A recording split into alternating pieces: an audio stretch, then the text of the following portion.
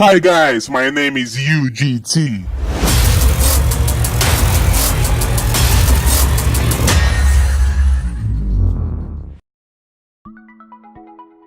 Всех приветствую вас, мои дорогие зрители, друзья и задроты компьютерной индустрии. С вами снова проекта UzGameTactics и я, UGT. И у нас на подходе следующий обзор игры Dishonored 2.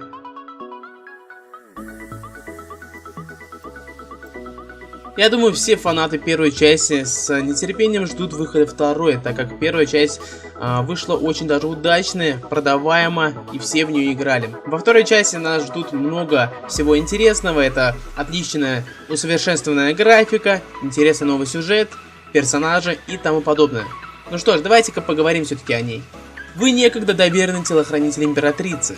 Теперь же вас обвиняют в ее убийстве, а вы, движимой местью, станете печально известным убийцей, которого будут узнавать по жуткой маске, ставшей визитной карточкой. Во время путешествия по миру, раздираемого чужой и угнетенного правительственными вооружениями, странными новыми технологиями, вы узнаете правду про свое предательство. Сколько же мутно, как воды, окружающие город. Ваш выбор будет определять судьбу всего мира, но независимо от того, что происходит с вами, прошлая жизнь уходит навсегда, и вы никогда более не станете прежним. Подойдите к каждому убийце с точным контролем первого лица, творчески сочетайте свои способности и приспособления для устранения цели с вашей собственной безжалостной стратегией. Импровизируйте и вводите новшества, чтобы определить свой стиль игры. Перемещайтесь словно призрак, пытаясь противостоять коррупции, или не проявите милосердия и оставьте тропу разрушения на своем пути. Определенный подход к каждому заданию меняет конечные результаты.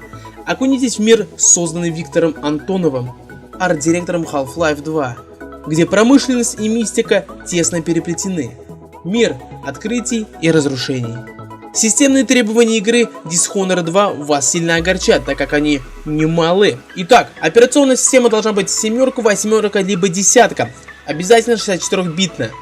Процессор Intel Core i7-4770, либо AMD FX 8350. Оперативная память должна составлять 16 гигабайт.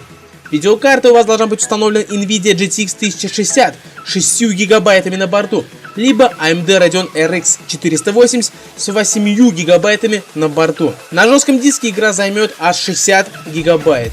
Игрушка выйдет совсем скоро, а именно 11 ноября этого года, ребят. Поэтому ждем ее с нетерпением и будем проходить. А я вам тем временем, как обычно, дарю 3 минуты геймплея игры Dishonored 2. Всем спасибо за просмотр, ребят. С вами был UGT и проект UzGameTactics. Ставим пальцы вверх, подписываемся на канал и не забываем оставлять комментарии. Всем мира и добра. Пока-пока. In the Dust District, a militant religious faction called the Overseers is at war with the Howler Gang. The leaders of both factions are trying to take each other down. You can side with the Overseers or the Howlers or neither. There are many ways to complete the mission. She'll tell you more. I'll wait here in the skiff and take you back to the dreadful whale after you finish.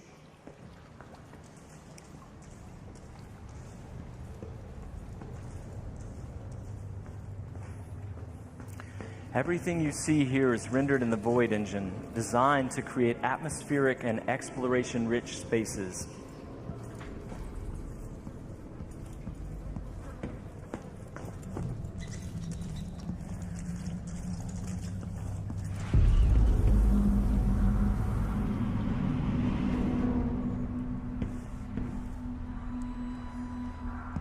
To reach our target, Vice Overseer Byrne, we've got to get past a Grand Guard checkpoint sealed off by a wall of light.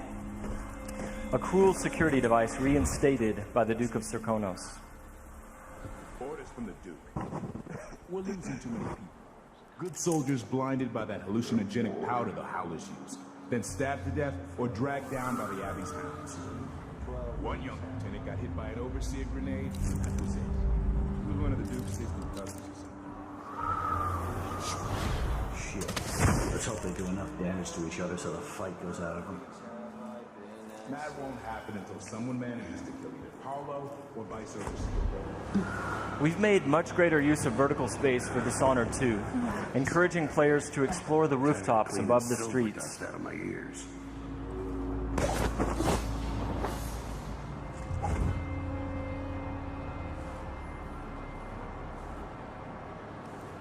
Dust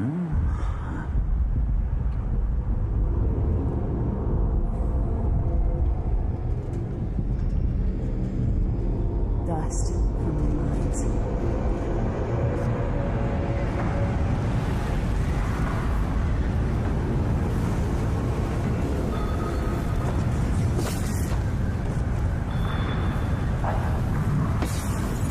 The storm alters visibility for the AI and for the player.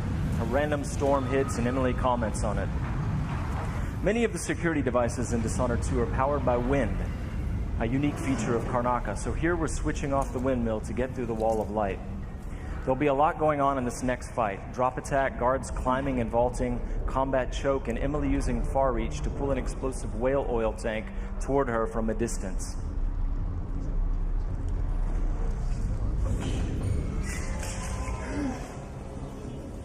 You aren't going in! So dead!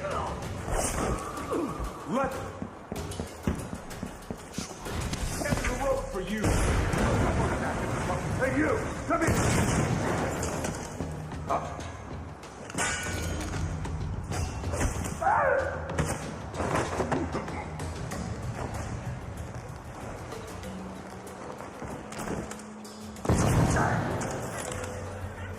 All right, let's jump forward closer to our target, Vice Overseer Byrne. The Overseers are fighting the Howler Gang for the hearts and minds of the people of Karnaca. What happens here will influence Karnaca's future and the endgames. The champion, the eyeless.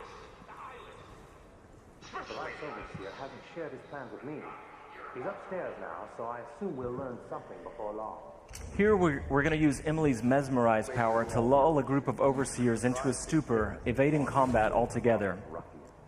Mesmerized, they won't notice Emily or even remember that she was here. There you are. I feel so empty right now.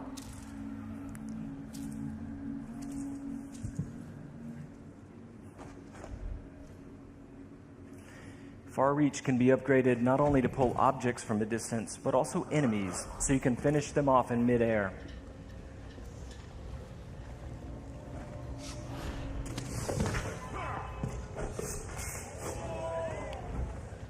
This time, all of Emily's powers, which are new, and all of Corvo's can be fully upgraded using entirely new skill trees, giving you the ability to customize more deeply. If you're new to the Dishonored series, it's all about options and exploration, playing at your own pace. The game has many different pathways through each mission, and also different approaches, stealth or combat, lethal or non-lethal, and a wide array of supernatural powers that will dramatically change the experience as you play. We're very close to Vice Overseer Byrne's office now.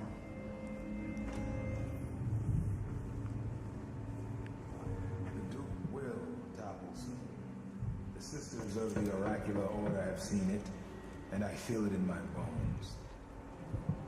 So this stalemate with the Howlers must be resolved. Byrne is giving a briefing using a projector. We're going to plant a stun mine and then link several of the Overseers with Emily's domino power, so that whatever happens to one of them will happen to all of them. They share the same fate. Doesn't know. Died trying to bring power. We suffered fatal injuries. Somehow he comes back the next day to fight again. Whatever witchcraft he has. Switching off the projector will attract Vice Overseer Byrne's attention, and when the mine affects one Overseer, it will affect all of them. Go check, brother. Right away.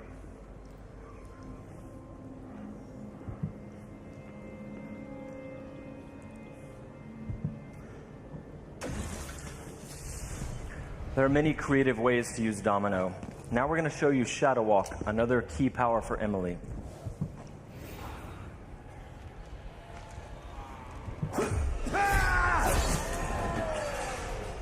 Shadow Walk is useful for stealth and combat. You saw it in the announced trailer that we made for the game, and you can fully use it in the game. Like all the powers, it can be upgraded in a variety of ways. With Vice Overseer Byrne out of the picture, the leader of the Howlers will owe Emily a favor, and that's just one way to complete the Dust District mission. Before closing today, we want to demonstrate another signature environment from a mission called A Crack in the Slab. It's another example of the missions in Dishonored 2 and how they're built around big, interesting themes. This mission takes place in a ruined manor that's been sealed for several years. At the start, the outsider appears and explains that reality was warped inside this place after an occult event. Your supernatural powers won't work inside the manor, and even time behaves strangely, allowing you to travel back and forth between the ruined present and the past when the manor was lavish and refined.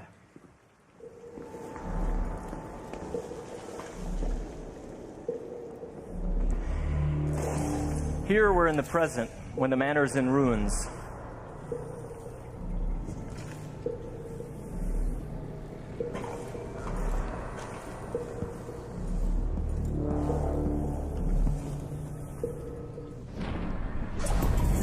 Now we've moved backwards, years into the past, when the manor was still inhabited and guarded.